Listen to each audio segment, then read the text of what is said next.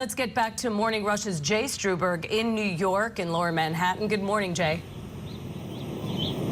Good morning, guys. I'm being joined now by a guy who knows that courthouse very well. Michael Scotto used to head up the racketeering division at the DA's office. So you can give our viewers a little bit of info on how this process is going to play out. What do you expect the next 24 to 48 hours to look like? What's it like working in a building like that? What is the grand jury looking at? Well, the grand jury is going to obviously have to consider the charges. They meet this afternoon. There may be some additional testimony in light of what Mr. Costello testified about. But ultimately, the district attorney will instruct the grand jury on the charges that they're asking them to consider. And then if 12 of the grand jurors find that basically there's probable cause that former President Trump had committed a crime, right, they will return an indictment. At that point, there'll be paperwork filed, and then shortly thereafter, they'll ask him to appear to surrender on the indictment and be arraigned. Shortly thereafter, I'm trying to get a sense of what this is exactly going to look like timeline-wise. Let's say the indictment comes down today. Are we going to see former President Trump get on a plane from Mar-a-Lago, head up to New York, surrender himself? What does that even look like? Fingerprinting, mugshot, so forth? What does it look like? So I said shortly. I don't have any inside information, but in the general course, usually it is shortly. So they could vote the indictment, and then they could surrender him next week. But ultimately, it's a process whereby any defendant is brought in. They surrender themselves in the morning. They're fingerprinted. When the fingerprints are returned, they're brought before court. And at that point, they're arraigned on the indictment.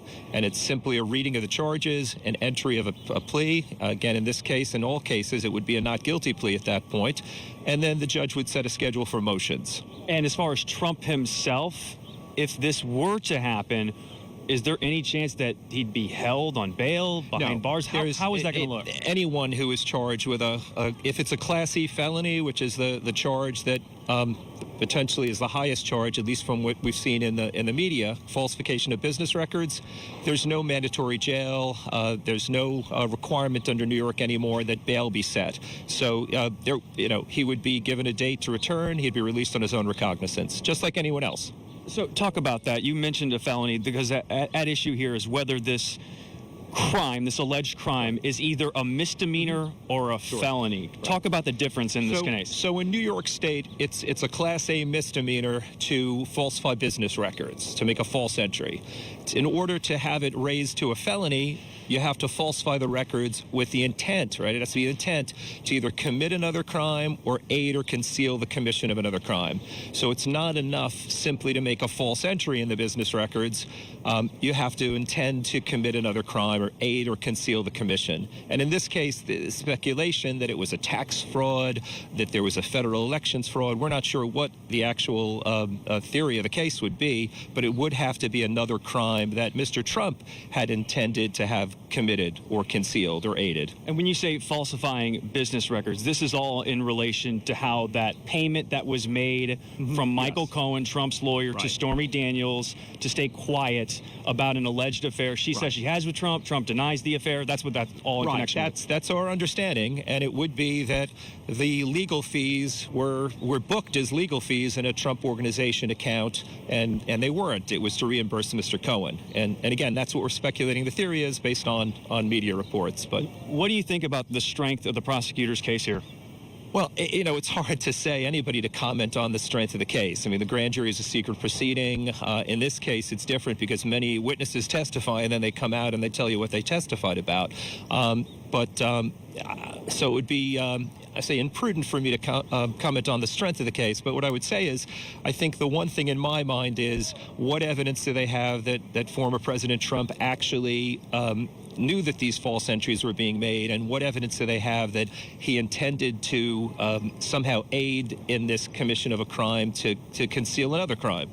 And we were talking before we came on air about the Georgia election probe and the grand jury there, and how they jurors have been very open with television interviews and everything, but that wouldn't necessarily be the case here in New York. So the difference in New York and many jurisdictions, and apparently not Georgia, which was shocking to us practitioners in New York, is in New York, it's a felony for a grand juror or a prosecutor to discuss what occurs in the grand jury. Perfectly fine for a witness, although it's sort of unprecedented, to come out and tell you what they've testified to, but it would be a Class E felony, which is ironically the same level of offense that falsifying business records would be as a felony. All right, so bottom line, if Trump is indicted, obviously this would depend on whether it's a misdemeanor or a felony. What type of jail time could he look at if this thing goes to trial and he's ultimately convicted? Because we're still, we don't want to get the cart ahead of the horse here. It's the lowest level felony, a Class E felony.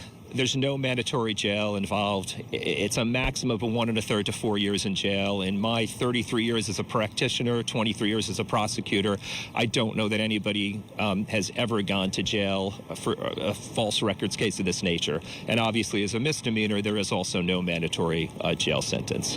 Michael Scotto, appreciate you coming on. This it's just an extraordinary moment in American history. I can't even believe, trying to wrap my head around the news elements of what we're witnessing firsthand. It's certainly an interesting case. That's a diplomatic way of saying it, right, Michael? Thank you so much.